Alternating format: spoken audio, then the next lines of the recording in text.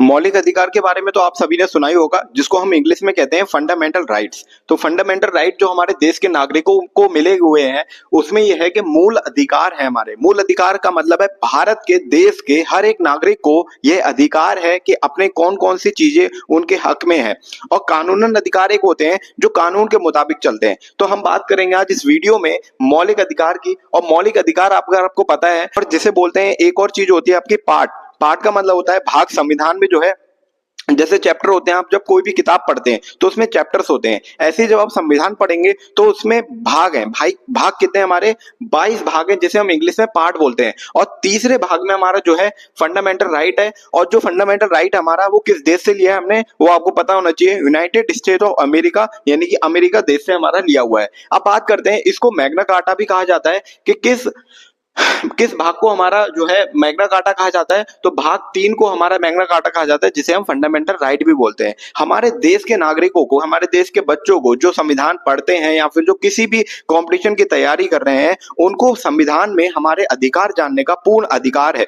तो उनको पूरी चीजें पता होनी चाहिए। जैसे हम बात करेंगे अभी जो है इस वाली वीडियो में, आपको जो है आर्टिकल 12 से 35 तो हम नहीं समझ पाएंगे, 14 से 18 के बीच में जितने भी आपके अनुच्छेद हैं उसके बारे में हम बात करेंगे कि कौन कौन से हैं। और यहाँ से जो है हर एग्जाम में, वनडे का एग्जाम आप ले लीजिए, उठा लीजिए, या फिर पीसीएस का एग्जाम आप उठा लीजिए, या फिर हमारा यूपीएससी का एग्जाम ले लीजिए, तीनों में आपसे पूछा जाता है।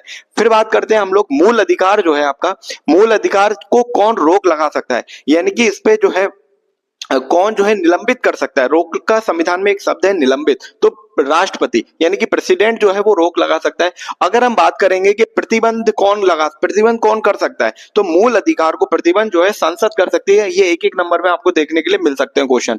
अगर हम बात करें कि ये रोक लगा दी, प्रतिबंध लगा दिया, अगर हमें कोई भी प्रतिबंध लगा दिया, हम गवर्नमेंट के आगे से अगर कहीं भी जाना है तो हम कहाँ जाएंगे? तो हम सुप्रीम कोर्ट जा सकते हैं और हाई कोर्ट जा सकते हैं। तो यहाँ पर जो है हमारे रक्षक कहलाते हैं एक सुप्रीम कोर्ट, और हाई कोर्ट हमारे मूल अधिकार के रक्षक कहलाए जाते हैं। ठीक है, अब बात करते हैं हम लोग सबसे पहले 12वें अनुच्छेद की, यानी कि आर्टिकल हम इंग्लिश में बोलते हैं। दोनों बच्चों के लिए वीडियो जो है लाभदायक रहेगी। आर्टिकल 12 में जैसे लिखा हुआ है डेफिनेशन ऑफ स्टेट। यहाँ पर भाई स्टेट का मतलब ऐसा नहीं है कि हमारा जो है झारखंड है, गुजरात है, उत्तर प्रदेश है कि उत्तराखंड है। स्टेट का मतलब सरकार ने कहा है जहां पर केंद्र सरकार, जहां पर राज्य सरकार और जहां पर जो है स्थानीय सरकार मामला कर सकती है। अब जैसे कहीं पर जो है एक छोटे से गांव में जो है कहीं ने जो है 2 भाइयों ने अपना घर बना दिया, तो वहां पर जो है सरकार, केंद्र सरकार थोड़ी जाएगी भाई तूने अपना घर क्यों बना दिया। तो वहां पर जो है लोकल गवर्नमेंट जो होती है, गांव की पंचायत होती है, वहां पर वो लोग अपना देखेंगे कि गांव का मुद्दा है। तो यहाँ पर डेफिनेशन ऑफ स्टेट, स्टेट का मतलब है कि केंद्र सरकार, राज्य सरकार और ग्राम जो आपका जिला पंचायत वाले जो क्षेत्र हो गया। ठीक है,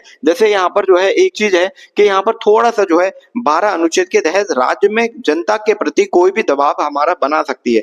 जैसे अब भी बिल्कुल छूट भी नहीं दे सकते ना जनता को, जनता के अधिकार पता है हमारे, बहुत सारे जनता के अधिकार है, लेकिन कुछ दबाव जो है सरकार भी बनाती है जो है सही रहते हैं। अब जैसे कहीं पर एयरपोर्ट है, अब एयरपोर्ट पे जो है बहुत सारे ऊंचाई 5 मंजिल की इमारत पे घर बना दिया, या फिर तो भाई ऐसा थोड़ी है, फिर एयरपोर्ट पे जो लैंड करेगा एयरपोर्ट वो उसको दिक्कत हो रही है ना। जो एरोप्लेन टावर बना दिया अपनी मर्जी से एयरपोर्ट के पास जो है। तो बहुत सारे ऐसे अधिकार भी हैं जो गवर्नमेंट कंट्रोल करती है जनता पर। ठीक है, अपनी मर्जी से जनता भी कुछ भी नहीं कर पाएगी। अधिकार मिले इसका मतलब ये थोड़ी किसी को भी गोली मार दो क्या आप, तो ये ऐसा नहीं है, आपका गुस्सा आया गोली मार दिया। बात करते हैं हम लोग 13 आर्टिकल की। अनुच्छेद 13 में क्या दिया हुआ है? Loss in inconsistent. इनकंसिस्टेंट का मतलब होता है दूसरों को तकलीफ ना होना। भैया आपका अधिकार है, ठीक है, अब आप ट्रेन में जा रहे हो, ट्रेन में आपने फुल स्पीकर में जैसे आवाज लगा देते हैं स्पीकर, अब भी दूसरे इंसान को पसंद नहीं है, या फिर बुजुर्ग आदमी उसको पसंद नहीं है, तो आप क्या करोगे?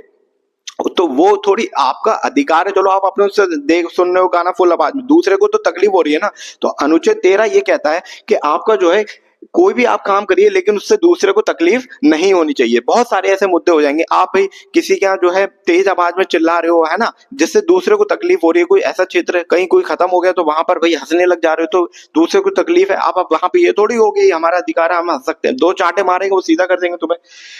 अब बात करते हैं हम लोग संविधान में। कुछ पहले भी संविधान बन चुके हैं, प्री और पोस्ट, कुछ बाद में भी संविधान बन चुके हैं, लेकिन ये कहा गया है पहले के जो संविधान बन चुके हैं वो तो तुमने बना दिया, कोई दिक्कत नहीं, लेकिन वर्तमान में लोगों को ठेस नहीं पहुंचनी चाहिए। और आगने वाले समय में भी आप अगर कोई भी जो अनुच्छेद या फिर कुछ बनाते हो उसमें ऐड करते हैं तो अब वर्तमान में जो लोग जी रहे हैं उनको तकलीफ नहीं होनी चाहिए, ऐसा कहा गया अनुच्छेद 13 में। जैसे आपने सुना होगा आईपीसी, सीआरपीसी, ये जो धारा बनी हुई है, जैसे 302 के तहत कोई मर्डर कर देता है तो वो चली आ रही है, लेकिन वर्तमान की स्थिति को कोई भी दिक्कत नहीं होनी चाहिए। उम्मीद करता हूं आप लोगों को समझ पे आ रही होंगी चीजें।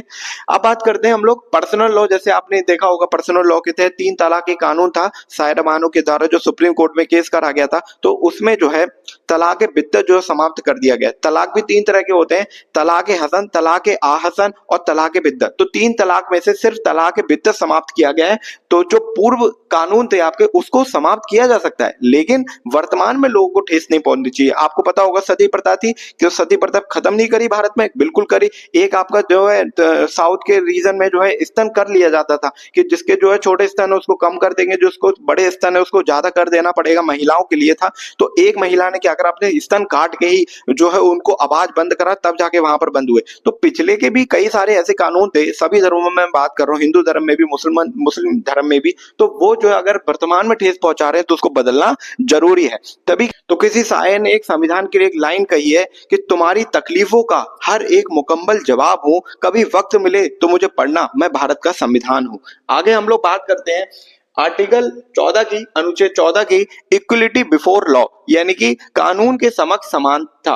तो बहुत सारे क्षेत्रों में तो समानता है, लेकिन कुछ क्षेत्रों में जो है छूट भी दी जाती है। जैसे आप कहोगे भाई ट्रेन की यात्रा कर रहे हो तो छोटे बच्चों का कम टिकट होता है, बड़ों का थोड़ा ज्यादा टिकट होता है, तो आप वहां पर नहीं करोगे, तो वहां पर छूट दी गई है। जैसे आपको पता होगा कि आज तक भारत में जो है महिलाओं को फांसी नहीं दी गई है, तो ये कहीं कहीं छूट दी जाती है। और अगर हम बात करेंगे कि वैसे ज्यादातर क्षेत्र में जो है सबको बराबर कानूनन समानता दी जाएगी। जैसे अभी वर्तमान में जो है प्रेसिडेंट के पास जो पावर होती है कि प्रेसिडेंट अगर मर्डर करते तो क्या उन्हें जेल हो जाएगी? क्या नहीं भाई, उनको जो है तब तक वो अपना संविधान में संशोधन करके बदल सकते हैं, उनको मर्डर करने के बाद उनको जेल वगैरह नहीं होगी।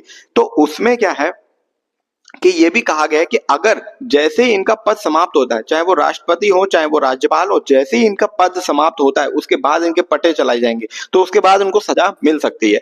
अनुच्छेद 15 क्या कहता है? Prohibition of discrimination on ground of religion, race, caste, sex, birth place. तो यानी कि धर्म, जाति, लिंग के आधार पर, जन्म स्थान के आधार पर किसी भी व्यक्ति से भेदभाव नहीं किया जाएगा। जैसे हम बात करते हैं सर, जैसे यहाँ पर किसी भी लिंग के आधार पर भेदभाव नहीं किया जाएगा कि भाई स्त्री है पुरुष है, ठीक है, कोई उसका वंश है, वंश, रेस का मतलब वंश हो गया, तो वंश के आधार पर किसी भेदभाव। आपको पता होगा कि जो सिंधिया थे, सिंधियों ने अंग्रेजों के साथ मिलकर कई हमारे उस समय जो है जब प्राचीन समय में तो हिंदू धर्म के लोगों को मरवाया था, हमारे देश के लोगों को मरवाया था सिंधिया लोगों ने अंग्रेजों के साथ मिलकर। तो अब उनके जो है ज्योतिराव सिंधिया एक हमारे लीडर है हमारे देश में वर्तमान, तो क्या हम उनके साथ भेदभाव करते हैं? तो बिल्कुल भी ऐसा नहीं है। ओवैसी साहब के भी पूर्वजों का इतिहास थोड़ा खराब रहा है, लेकिन अभी ऐसा नहीं है कि हम लोग उनके साथ भेदभाव करते हैं वंश के नाम पर। अब जैसे कहीं पर ही जो है अगर कोई किसी का जन्म बिहार में हुआ तो क्या हम उनकी इंसल्ट करेंगे कि तुम्हारा जन्म जो है बिहार में हुआ है? तो हमें ऐसा बिल्कुल भी नहीं करना चाहिए। अब एक बार सीएम थे कि उनकी जाति के आधार पर, वो नीचे जाति के सीएम थे, मुख्यमंत्री थे, वो कहीं मंदिर में गए थे, तो जब वो चले गए मुख्यमंत्री, तो मंदिर से जब चले गए तो पूरा मंदिर जो है धुलवाया गया था। तो एक तरह कहीं कहीं भी गांव क्षेत्रों में भी मैंने खुद देखा है, अभी भी कहीं भेदभाव जो है रह गया जाति के नाम पर, जो अभी भी नहीं हुआ। 2025 में आने के बावजूद भी काफी चीजों सुधार की जरूरत है। आरक्षण, कई लोग देखे आरक्षण के फेवर में भी रहते हैं कि खत्म कर दीजिए, और जिनको आरक्षण मिल रहा है वो लोग सपोर्ट में रहते हैं। तो हालांकि अभी आरक्षण जो है 2030 तक है, तो अगर आप इसको आरक्षण के बारे में समझोगे तो ये भी अगर संविधान को वर्तमान में गलत लगेगा तो भी आने वाले समय में हटा देगी, लेकिन फिलहाल ऐसा कोई प्रावधान नहीं है कि सभी जातियों के प्रति आरक्षण हटा दिया जाए। और आरक्षण जो है जातियों के हिसाब से दिया जाता है, ना कि धर्म के हिसाब से दिया जाता है। ठीक है, अगला हम बात करेंगे अनुच्छेद 16, equality of opportunity in matter of public employment, यानी कि लोक नियोजन के विषय में समानता। यानी कि जो सरकारी नौकरी है, नौकरियों के आधार, जातियों के आधार पर नौकरियों में छूट दी जाती है। आपको पता होगा एससी, ओबीसी, जनरल के हिसाब से फीस भी बढ़ती रहती है, कट ऑफ भी आती है, तो वो भी, तो उसमें आ जाएगा आपका, आ जाएगा अनुच्छेद 16। ठीक है, 17 बहुत इंपॉर्टेंट है, आप सभी को याद होगा कि अबॉलिशन ऑफ अनटचनेबिलिटी, यानी कि छुआछूत का भेदभाव जो है एक पिक्चर भी आई थी जो है जीतन राम मांझी के नाम से, जीतन मांझी माउंटेन मैन एक पिक्चर थी, तो उसमें जो है दिखाया गया था कि एक जाति का जो मांझी थे वो चूहा खाते थे और वो अपने गांव में काफी वर्ष बाद जाते हैं, तो वहां पर जो है उनका जो प्रधान होता है उनको लात मार के भगाता है कि अरे तुम जो है हमारे साथ बैठोगे, इस तरह से वो इंसल्ट करता है उसकी। तो जाति के आधार पर जो है भेदभाव अभी भी गांव में है, फिलहाल बहुत कम हो चुका है। शहर में तो दिल्ली मुंबई जैसे शहरों में लोगों के पास टाइम ही नहीं कि तुम नीची जाति को कि ऊंची जाति को, तो इस तरह से चीजें इसके डेट आप याद रख लेना 1955 और 1989 में ये जो है खत्म किया गया था। ठीक है, अनुच्छेद 18 की बात करते हैं जो कि हमारा इस वीडियो में लास्ट आपका आर्टिकल रहेगा, अबॉलिशन ऑफ टाइटल्स, यानी कि पद पद उपाधियों की समाप्ति। उपाधि जो भी हमारी दी जाती थी पहले, जैसे आपने सुना होगा सर, नाइटहुड, सुल्तान, राय, महाराज, ऐसी उपाधियां दी जाती थी और लोग जो है विदेश से भी उपाधियां देते थे, तो लोग अपने नाम के आगे लगाते थे, तो वो सारी उपाधियों को समाप्त किया गया। लेकिन सर आप बात करेंगे जैसे आप किसी को पद्म श्री मिल रहा है, वर्तमान में पद्म विभूषण मिल रहा है, पद्म भारत रत्न मिल रहा है, तो वो नाम के आगे नहीं लगा सकते। ठीक है, ऐसा प्रावधान अभी है। तो लेकिन कहीं कहीं पदों में जो व्यक्ति ने अपनी मेहनत से हासिल करे हैं, जैसे कि अभी कोई प्रोफेसर है तो उसको उसने पढ़ाई करी है, पीएचडी करी है, तो वो डॉक्टर लगा लेता है, तो ऐसे कर्नल है, लेफ्टिनेंट है, तो ऐसे पदों में जो है उनको छूट दी गई है कि वो अपना पद लगा सकते हैं, उन्होंने अपनी मेहनत से अर्जित की है वो लोग। लेकिन जो ऐसी उपाधियां थी, उपाधियों का अंत करा गया है अनुच्छेद 18 के तहत। एक बार फिर से हम लोग डिस्कस करते हैं कहां से हमारे मौलिक अधिकार लिए गए, यूएसए से लिए गए, इसको मैग्ना कार्टा कहा जाता है।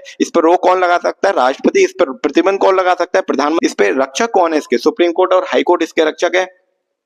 अनुच्छेद 14 से हम लोग बात करते हैं इक्वलिटी बिफोर लॉ, कानून के समक्ष समानता, जो हमने बात करी थी। फिर 15 अनुच्छेद 15 आपका जाति, लिंग, धर्म के नाम पर, किसी भी जन्म स्थान के नाम पर किसी से भेदभाव नहीं किया जाएगा। 16 अनुच्छेद हमारा क्या कहता है, लोक नियोजन के विषय में समानता। 17 क्या कहता है, छुआछूत के प्रति भेदभाव नहीं होगा, अनटचेबिलिटी। 18 क्या कहता है, उपाधियों का। उम्मीद करता हूँ आपको ये सारी चीजें समझ में आई होंगी और आगे आपको सही लगी हो वीडियो तो उसमें कमेंट जरूर करना आप। धन्यवाद, जय हिंद।